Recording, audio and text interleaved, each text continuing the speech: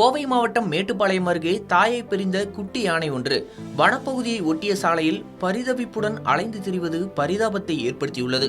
சிறுமுகை லிங்காபுரம் வனப்பகுதியில் நடந்த இந்த சம்பவம் வனத்துறையினரையும் பொதுமக்களையும் கண்கலங்க வைத்துள்ளது. பிறந்து சில மாதங்களே ஆன இந்த குட்டி யானை தாய் யானையிடமிருந்து பிரிந்து தனியாக சுற்றித் திரிவதாக கூறப்படுகிறது. லிங்காபுரம் காந்தையூர் செல்லும் சாலையின் ஓரங்களில் தொடர்ந்து அலைந்து திரியும் இந்த குட்டி யானை தாயை தேடி தவிப்புடன் அங்கும் இங்கும் ஓடிக்கொண்டிருப்பது காணப்படுகிறது. மேலும் இந்த குட்டி யானை மனிதர்களை பார்த்தும் பயப்படாமல் அருகில் சென்று விளையாட முயற்சிப்பது அப்பகுதி மக்களை ஆச்சரியத்திலும் கவலையிலும் ஆழ்த்தியுள்ளது.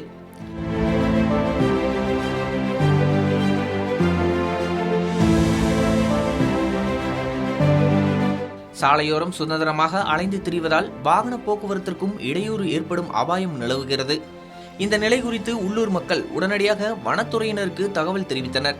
தகவல் கிடைத்தவுடன் சிறுமுகை வனத்துறையினர் சம்பவ இடத்திற்கு விரைந்து சென்று நிலைமையை ஆய்வு செய்தனர்.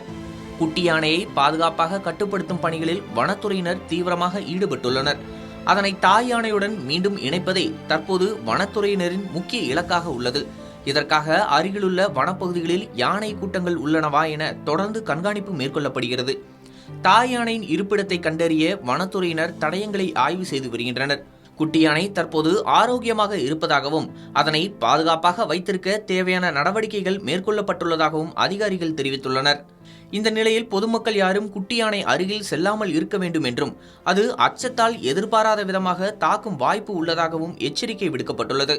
விரைவில் குட்டி யானையை அதன் தாய் யானையுடன் பாதுகாப்பாக சேர்க்கும் முயற்சிகள் வெற்றியடையும் என வனத்துறையினர் நம்பிக்கை தெரிவித்துள்ளனர்.